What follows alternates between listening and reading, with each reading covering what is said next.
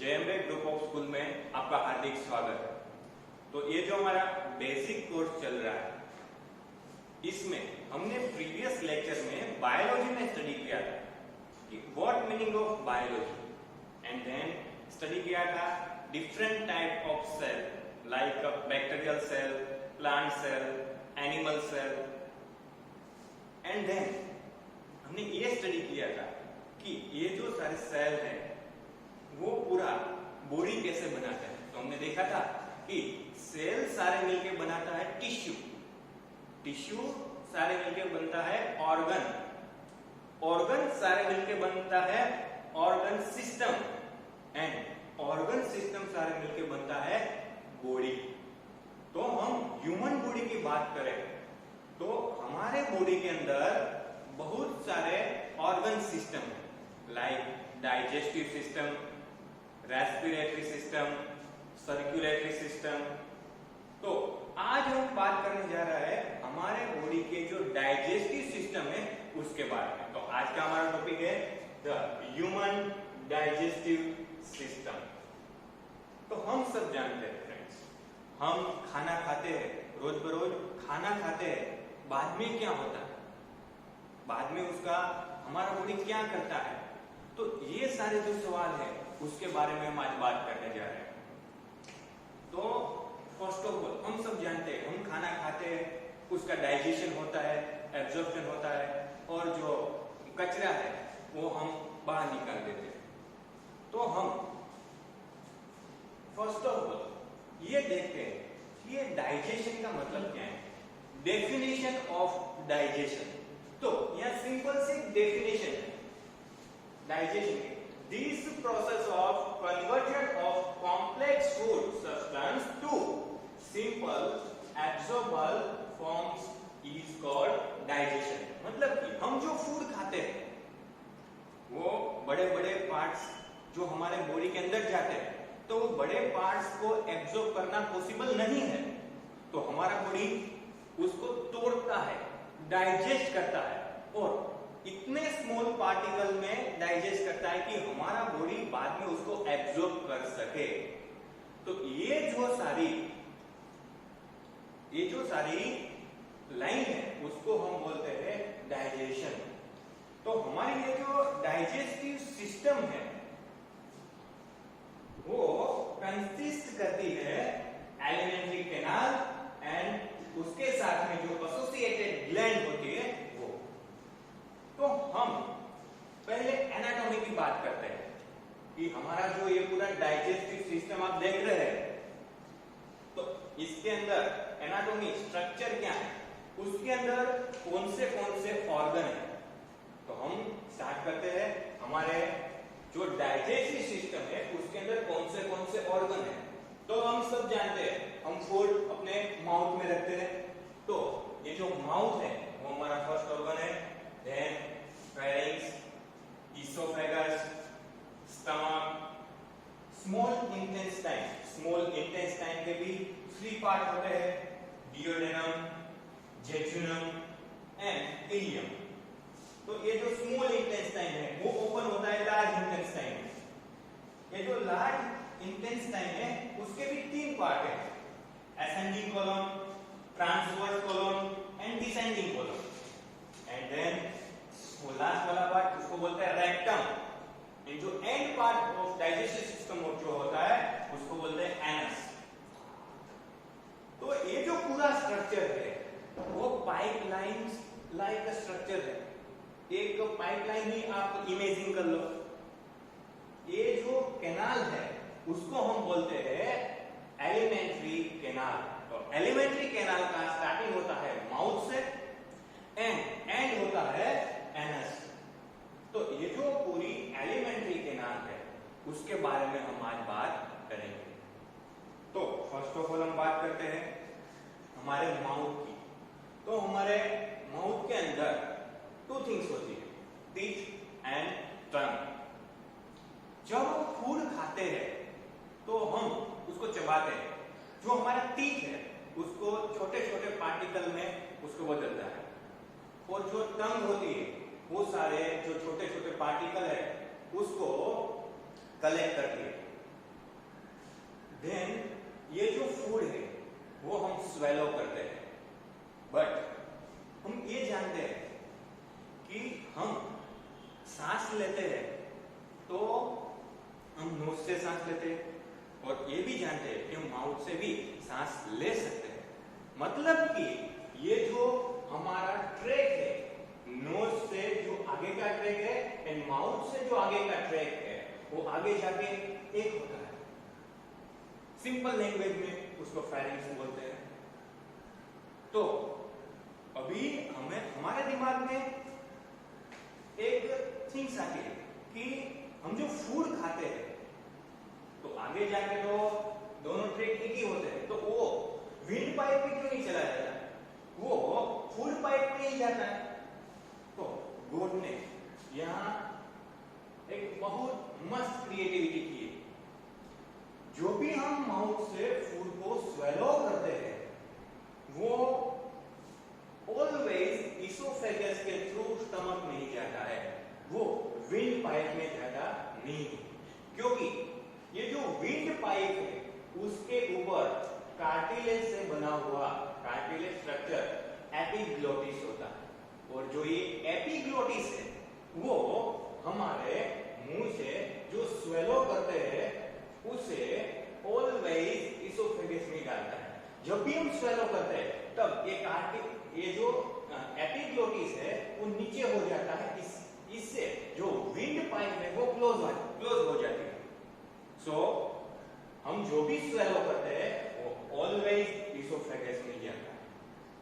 तो हमने यहाँ देखा कि जब भी हम खाना खाते हैं तब स्वेलो करते हैं, तब क्या होता है, ये जो एपिग्लोटिस है वो नीचे हो जाता है, विंड पाइप बंद हो जाता है।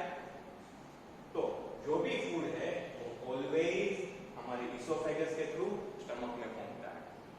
चलो, ये तो हमने स्वेलो की बात की। आपको ये बात पता होनी चाहिए कि जो विंड पाइप है वो आगे आता है एंड जो इसोफेगस है वो उसके पीछे आता है। आप ये जो महसूस कर सकते हैं, ये जो आगे का जो पार्ट है वो विंड पाइप है, और इसके पीछे जो पाइप है वो है इसोफेगस, उसको फूड पाइप भी बोलते हैं। चलो, ये तो हमने स्वेलो की बात की। चलो अब हम बात करते हैं हमारे टीथ के बारे में। तो हम सब जानते हैं, बहुत सारे फिल्मों में डायलॉग भी होता है कि 32 दांत होते हैं, 32 दांत। तो ओरिजिनल में हम बायोलॉजी में स्टडी करते हैं तो हमारे माउथ में क्या क्या होता है। तो माउथ है हमारा एंटीरियर ओपनिंग है, उसके अंदर ये जो टीथ होते हैं उसके बारे में हम आज बात करेंगे। तो हमारा जो हर एक टीथ होता है वो एम्बेडेड होता है जो बोन के अंदर। हमारा जो नीचे का जो बोन है और ऊपर का जो बोन है उसके अंदर एम्बेडेड होता है। तो इस टाइप का जो अटैचमेंट होता है उसको बोलते हैं थाइगोडोनेट, उसको बोलते हैं थाइगोडोनेट। तो हमने देखा कि हमारा जो टीथ है वो जो बोन का जो सॉकेट होता है, बोन के अंदर एम्बेडेड होता है, अटैचमेंट होता है, तो इसको हम बोलते हैं थाइगोडोनेट। अब हम बात करते हैं नंबर ऑफ टीथ। पहले तो हमारे दिमाग में नंबर ये आएगा 32। यस, 32 होता है, बट हम टीथ के बारे में कुछ ज्यादा जानेंगे। जब हम छोटे होते हैं तब हमारा जो स्टार्टिंग में टीथ आता है उसको हम मिल्क टीथ बोलते हैं। ये जो सारे मिल्क टीथ है वो टेम्पररी है, हम सब जानते हैं। हमारी एज जब 6 to 7 ईयर होती है तब हमारा टीथ गिरने लगते हैं। तो स्टार्टिंग में जो टीथ आता है वो टेम्पररी होता है, उसको हम मिल्क टीथ बोलते हैं। और ये जो मिल्क टीथ के नंबर है वो होता है 20, नॉट 32, ओनली 20। जो स्टार्टिंग के एज में जो मिल्क टीथ, जो टेम्पररी टीथ आता है वो ओनली होता है 20। देन आफ्टर एज ऑफ 17, जब आप 6 to 7 ईयर के बाद में आपका जो टेम्पररी जो टीथ होता है वो गिर जाता है, और उसके बाद में जो टीथ आता है वो परमानेंटली होता है, और ये जो परमानेंटली टीथ है वो लाइफ टाइम तक रहता है। जब भी आप बूढ़े होगे तब तक ये जो परमानेंटली टीथ है वो रहता है। तो जब आप 7 to 8 एज से आप 17-18 एज ऑफ 17-18 तक पहुंचते हैं, तब आपके मुंह में जो टीथ होता है वो होता है 28 मतलब 32। जब आप एज ऑफ 17 के होते हैं तब आपके मुंह में जो टीथ होते हैं उसके नंबर है 28। एंड जब आप एडल्ट हो जाते हैं, जब आप 21-22 के हो जाते हैं, उसके बाद जो बचे हुए टीथ है वो भी बाहर निकल आते हैं, और एडल्ट ह्यूमन में टीथ के नंबर होते हैं 32। तो यहां फिर से देखते हैं, बहुत इंटरेस्टिंग चीज है। जब हमारा मिल्क टीथ होते हैं वो होता है ओनली 20, एज ऑफ 17 टीथ होता है 28, एंड जब एडल्ट हो जाता है तब उसका नंबर होता है 32। तो हमारे मुंह में जो टीथ है वो सब एक जैसा नहीं है, डिफरेंट टाइप ऑफ टीथ है।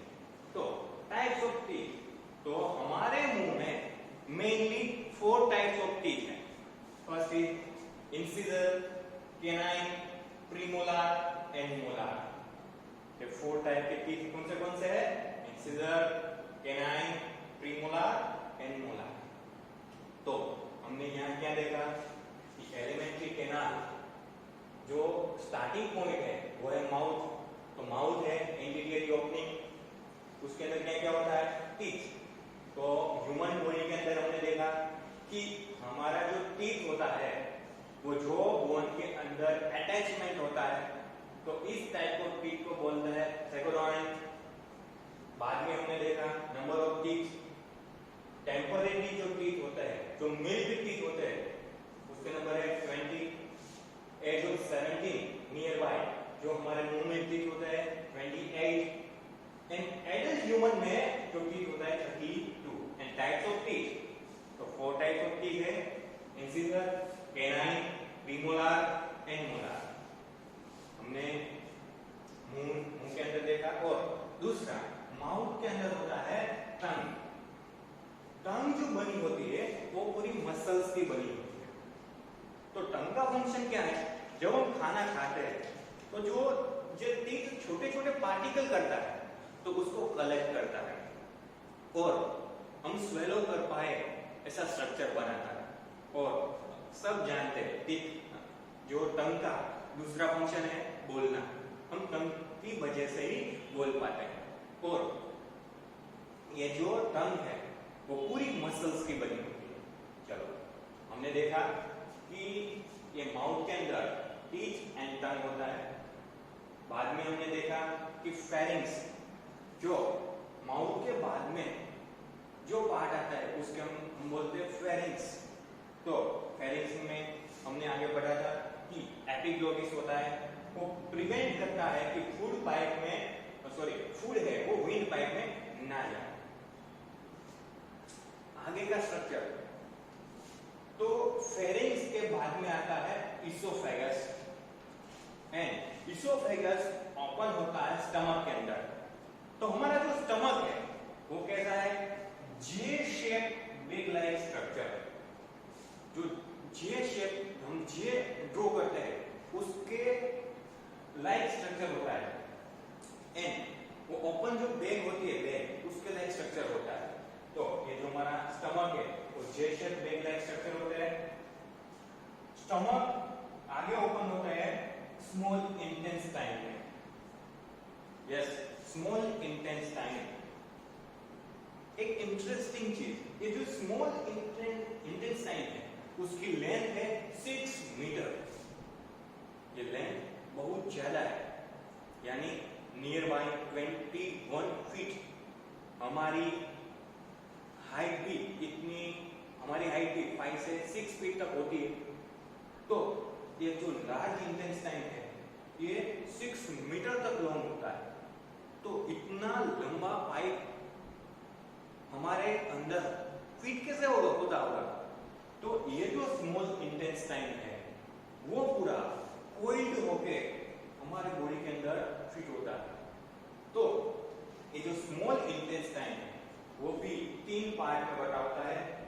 फर्स्ट ऑफ ऑल हमने यहाँ देखा कि ये जो स्टमक खत्म होने के बाद में जो ये यू शेप का पार्ट है उसको हम बोलते हैं डियोडेनम। एंड देन जो लॉन्ग मिडल पार्ट है जो कोइल्ड है, पूरा कोइल्ड है, उसको हम बोलते हैं जेजुनम। एंड जो लास्ट वाला पार्ट है उसको हम बोलते हैं इलियम। और इलियम के साथ में ज्वाइंट होता है लार्ज इंटेस्टाइन। तो आपके दिमाग में एक क्वेश्चन होगा कि ये जो स्मॉल इंटेस्टाइन है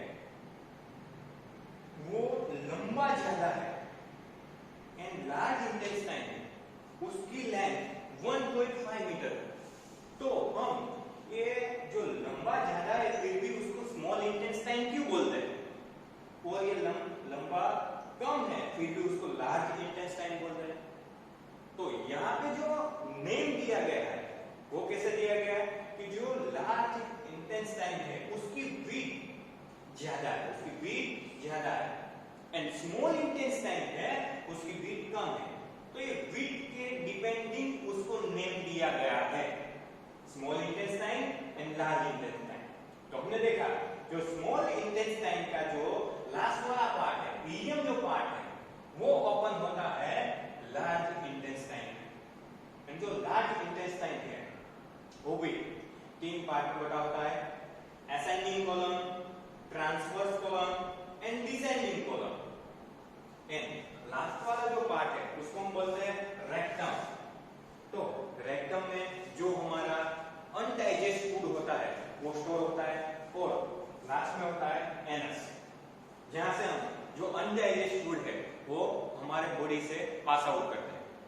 तो हमने देखा कि ये जो हमारा पूरा एलिमेंट्री कैनाल है वो एक पाइपलाइन लाइक स्ट्रक्चर है, और ये पूरा एलिमेंट्री कैनाल है वो 9 मीटर लॉन्ग होता है। ये पूरा एलिमेंट्री कैनाल 9 मीटर लॉन्ग होता है, ये बहुत ज्यादा लॉन्ग।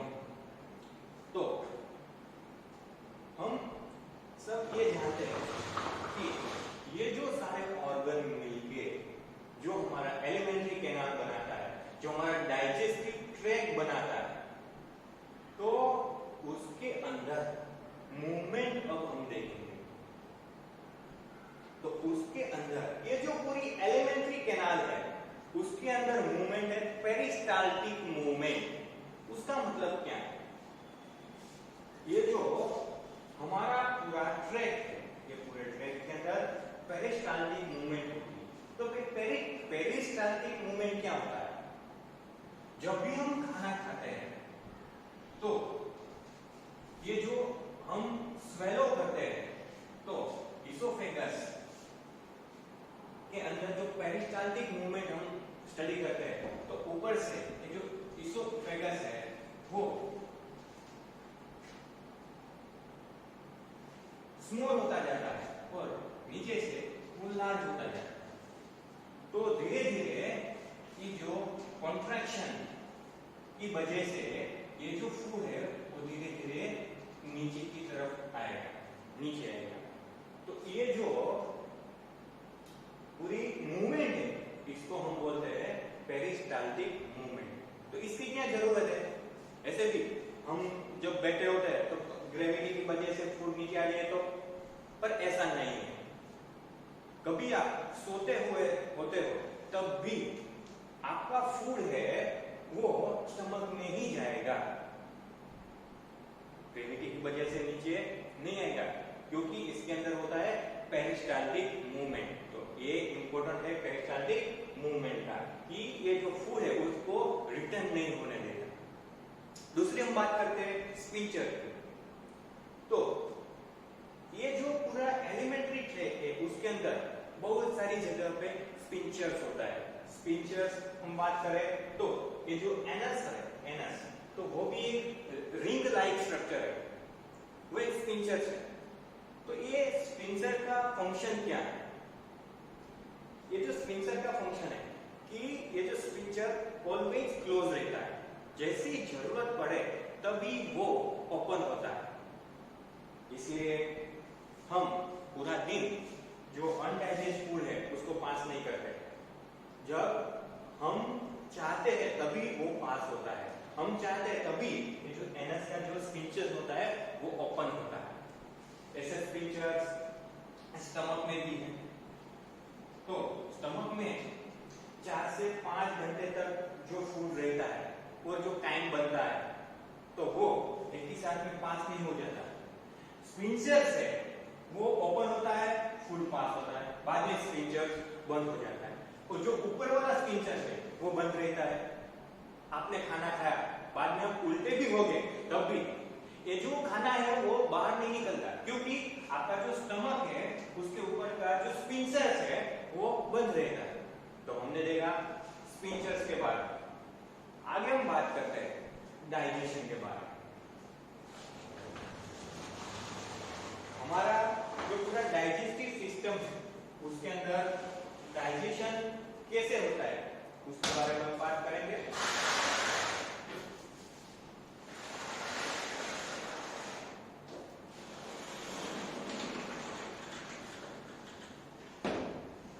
तो ये जो पूरा एलिमेंट्री कैनाल है उसके साथ में डाइजेस्टिव ग्लैंड भी जुड़ी होती है। हमारे बॉडी के अंदर mainly 3 types of digestive gland. First is salivary gland, second is liver and third is pancreas. हम स्टार्टिंग करते हैं सलाइवरी ग्लैंड से। तो सलाइवरी ग्लैंड का ओपनिंग कहां होता है? तो सलाइवरी ग्लैंड का ओपनिंग होता है माउथ के अंदर। हम सब जानते हैं हम माउथ में वाटर फिल कर पाते हैं। ये जो सलाइवा है वो हमारी सलाइवरी ग्लैंड से आता है। तो सलाइवरी ग्लैंड में से सिक्रीशन होता है सलाइवा का। और ये जो सलाइवा है उसके अंदर मेन है एमाइलेज एंजाइम। ये जो एमाइलेज एंजाइम है वो क्या करता है? तो जब भी हम खाना खाते हैं हमारे टीथ से उसके छोटे छोटे पार्टिकल करते हैं, तो हमारे मुंह में से ही डाइजेशन स्टार्ट हो जाता है। तो हमारे मुंह में जो सलाइवरी ग्लैंड के सलाइवा सिक्रीशन होता है, तो इस सलाइवरी ग्लैंड के जो सलाइवा है उसके अंदर एमाइलेज एंजाइम होता है। और जो ये एंजाइम है वो स्टार्च को डाइजेस्ट करता है और स्टार्च को कन्वर्ट करता है माल्टोज में। तो हमारा बॉडी के अंदर डाइजेशन स्टार्ट हो जाता है माउथ से। आगे हम बात करें लिवर। तो लिवर है हमारा बॉडी का बिगेस्ट ग्लैंड है, सबसे बड़ा ग्लैंड है लिवर। और ये लिवर में से सिक्रीशन होता है बाइल का। ये जो बाइल है ये येलोइश फ्लूइड है। और उसके अंदर क्या क्या होता है? तो bile pigment like bilirubin, biliverdin and then bile salt, cholesterol. यहाँ पे एक बात हमें याद रखना है कि ये जो बाइल है उसके अंदर कोई भी डाइजेस्टिव एंजाइम नहीं है। उसके अंदर ओनली ये जो बाइल पिगमेंट है, बिलीरुबिन है, बिलीवर्डिन है, बाइल सॉल्ट है, कोलेस्टेरॉल है, फॉस्फोलिपिड्स है, ये सारे कंसिस्ट होते हैं। तो हमने देखा कि लिवर सिक्रीशन करता है बाइल का। आगे हम बात करें तीसरे ग्लैंड की, पैंक्रियास। तो पैंक्रियास में क्या होता है? वो सिक्रीशन करता है पैंक्रिएटिक जूस। और ये पैंक्रिएटिक जूस है इसके अंदर बहुत सारे एंजाइम्स होते हैं like trypsinogen, chymotrypsinogen, amylase, lipase. ये जो सारे एंजाइम्स हैं वो हमारे फूड को डाइजेस्ट करते हैं। तो उसका ओपनिंग कहां होता है वो हम ये फिगर से देखते हैं। तो ये जो लिवर है तो उसके अंदर से बाइल निकलता है। और यहाँ पे एक बात याद रखनी है, ये जो बाइल है वो स्टोरेज होता है गॉल ब्लैडर के अंदर। जो स्टोरेज होता है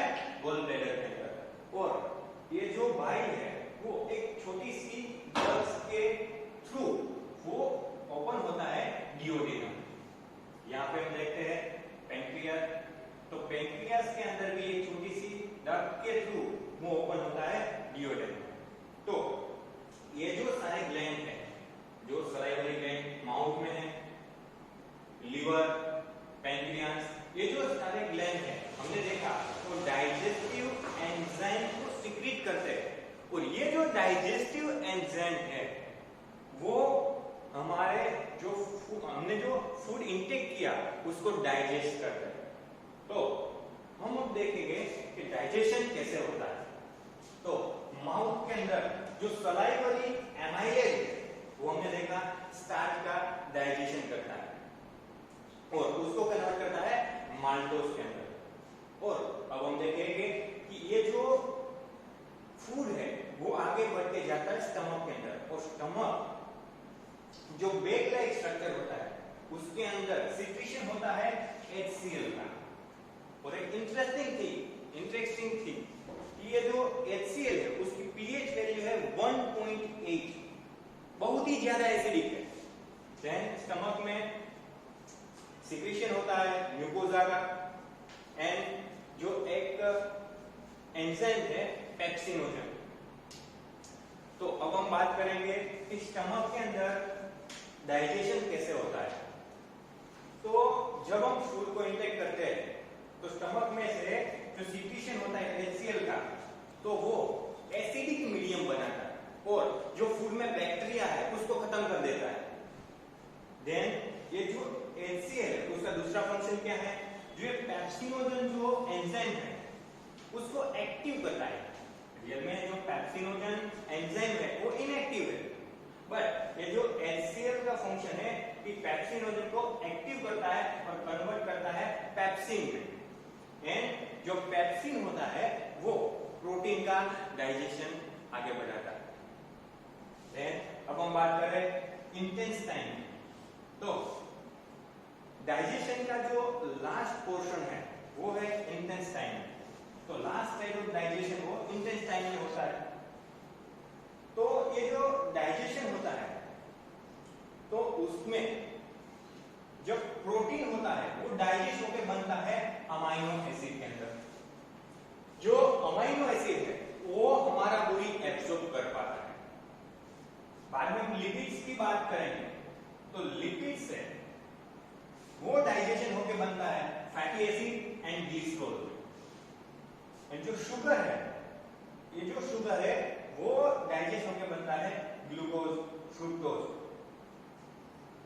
तो हमने देखा कि हमारा बॉडी के अंदर डाइजेशन कैसे होता है, और ये जो सारे स्मॉल पार्टिकल्स है amino acid, fatty acid and glycerol, glucose, fructose, तो ये जो पार्टिकल है अब हमारा बॉडी उसको एब्सॉर्ब कर पाता है, और ये जो एब्सॉर्ब होके वो मिलते हैं हमारे ब्लड में, और ब्लड के थ्रू पूरे बॉडी के अंदर वो सर्कुलेट होते हैं। और जो भी सेल को एमाइनो एसिड की जरूरत हो, फैटी एसिड की जरूरत हो, ग्लिसरॉल की जरूरत हो, ग्लूकोज की जरूरत हो, वो ब्लड स्ट्रीम में से ले लेते हैं। तो यह हमने देखा कि डाइजेशन कैसे होता है और एब्जॉर्प्शन कैसे होता है। अब हम बात करें कि ये जो हमारा पूरा सिस्टम है तो उसमें कभी कभी एरर आ सकता है।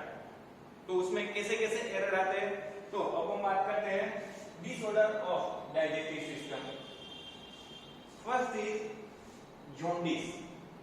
आपने जॉन्डिस के बारे में सुना होगा कि जॉन्डिस में क्या होता है कि जॉन्डिस में हमारा जो हाथ है, आईज है, वो येलोइश कलर की हो जाती है। तो ये क्यों होता है, क्योंकि उसमें अफेक्टेड होता है हमारा लीवर। तो लीवर के अंदर जो बाइल पिगमेंट है जैसे कि बिलीरुबिन, बिलीवर्डिन, वो ज्यादा सिक्रीशन होता है, और वो जब ब्लड स्ट्रीम में आता है उसकी वजह से ये जो बाइल पिगमेंट हमारे स्किन, आई में दिखने लगते हैं। इसी वजह से हमें जॉन्डिस होता है। Secondly vomiting. कभी कभी हम अनहाइजेनिक फूड जब खा लेते हैं, मतलब कि कोई ऐसा फूड खा लेते हैं जो हमारी बॉडी के लिए अच्छा नहीं है, तो हमारा जो स्टमक है उसको बाहर निकाल देता है थ्रू माउथ, उसको हम बोलते हैं वॉमिटिंग।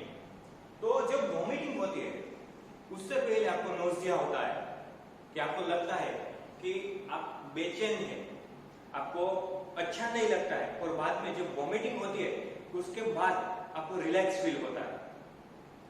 एंड लास्ट में बात करते हैं डायरिया।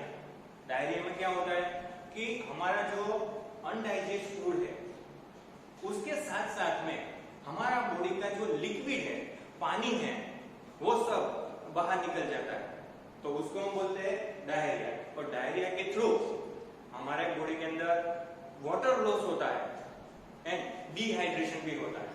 तो ये जो पूरी हमने बात की हमारा ह्यूमन डाइजेस्टिव सिस्टम और वो कैसे वर्क करता है, कैसे फंक्शन करता है, तो